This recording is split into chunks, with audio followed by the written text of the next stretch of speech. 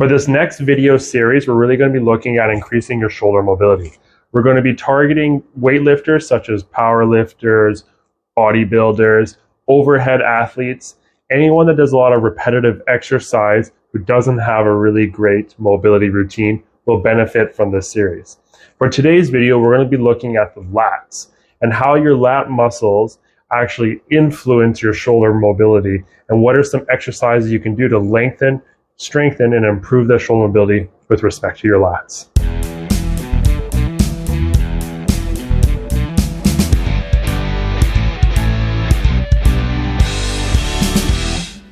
So your lats are this V-shaped muscle that when you look from the back and you spread them, that people often say like you're spreading your wings.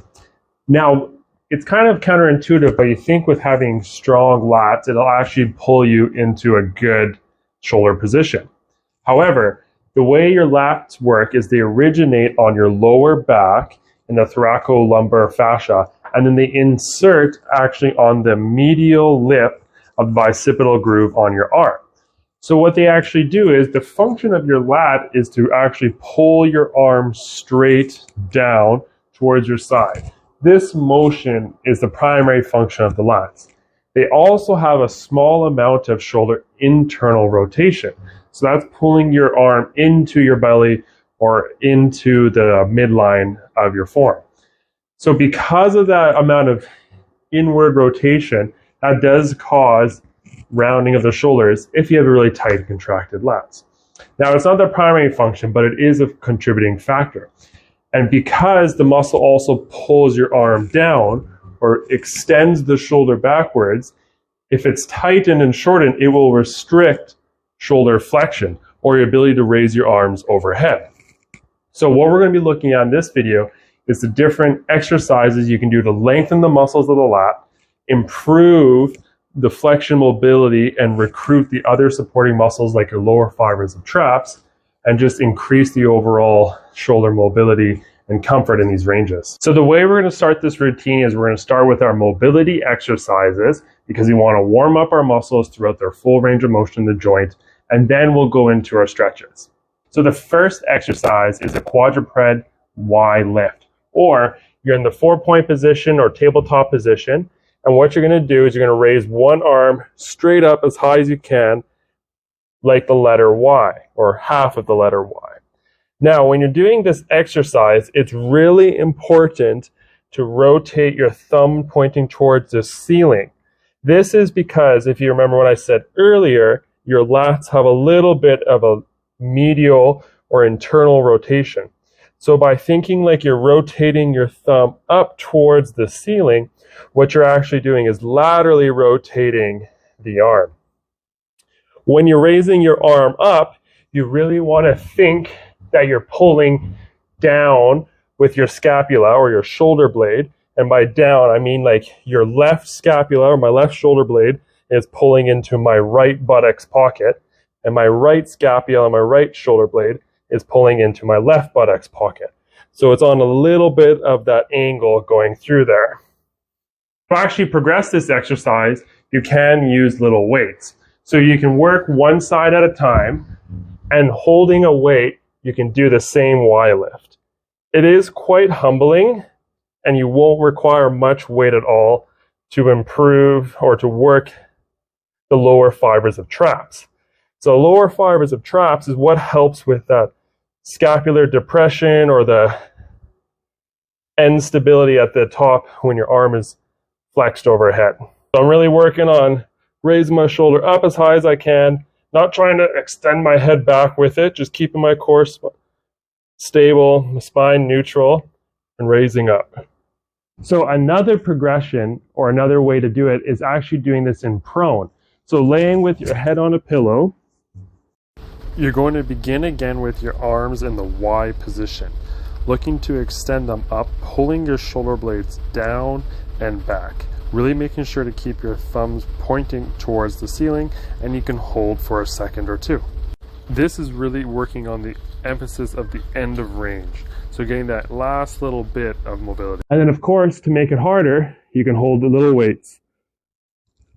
Again, now in that Y position, you're just adding some weight or resistance, trying to keep your thumbs directed towards the ceiling to really optimize the lateral rotation of your shoulder, pulling down, back, and across into your opposite buttocks pocket to really emphasize that squeeze. So after working on those mobility or the muscle activation exercises, you should start to feel a little bit of fatigue in the back of the shoulder blades there. So now what we're going to do is we're going to kind of shift gears, go into a more gentle mobility one, and then we'll go into our passive stretch. So this exercise here is a variation of the child's pose. So we're going to do it very actively, and we're going to use a foam roller to help us. What you're going to do is you're going to have the ulnar border, the lateral side or your pinky side on the foam roller. You're going to be in that kind of starting of the child's pose. You're going to sink back down, thumbs towards the ceiling, trying to feel a stretch through the lats, hold for a second, and back up. Push the foam roller out, sink back the child's pose, thumbs to ceiling, and down. Now I'm not doing this as a stretch per se because I'm not holding it for more than a few seconds. So I'm really just working the mobility and I'm going at a nice rhythm through range here. So I'm just trying to sink down into it, come back up, going down to the point of where you're feeling the stretch. And you should start to feel it all through the under armpit of the arm and your lats and in this whole general region. So push the foam roller forward, sit back into child's pose, thumbs to ceiling, feel that stretch for a second or two, come back up.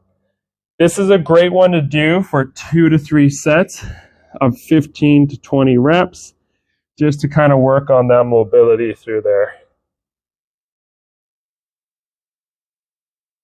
So now that we've kind of done some muscle activation, we've done some more gentler end of range mobility, we're going to work on stretching the lat muscle. So we're going to be doing a sustained pose.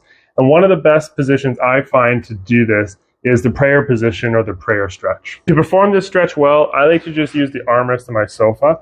And I'm coming down literally in that prayer position, having my spine neutral, my head in a neutral position.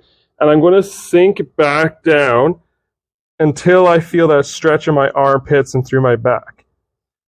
Once I feel that stretch, I'm just going to hang out here. For a real good stretch, ideally you want a total of 1 minute and 30 seconds. If you aren't hitting that 1 minute and 30 seconds, you're not getting the time required to actually create some change in the muscle length. This can be broken up throughout the day, like you can do 3 sets of 30 seconds or 2 sets of 45, but you really want to hit that 1 minute, 30 seconds.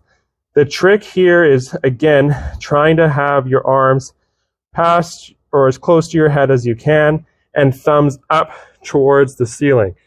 Having the thumbs up is what's going to counteract that internal or the medial rotation. So a progression in this stretch is you can have your arms straight and then just hold it, kind of just like the child's pose. So there you have it. Quick recap is the lats can cause tightness and restriction in the shoulder, limiting how much your arm can reach overhead. So adding these muscle activation, mobility, stretching exercises to your routine after back days or repetitive overhead or repetitive pulling or lifting types of movements is going to help you increase your shoulder mobility and function. Thanks for watching. Thanks for watching.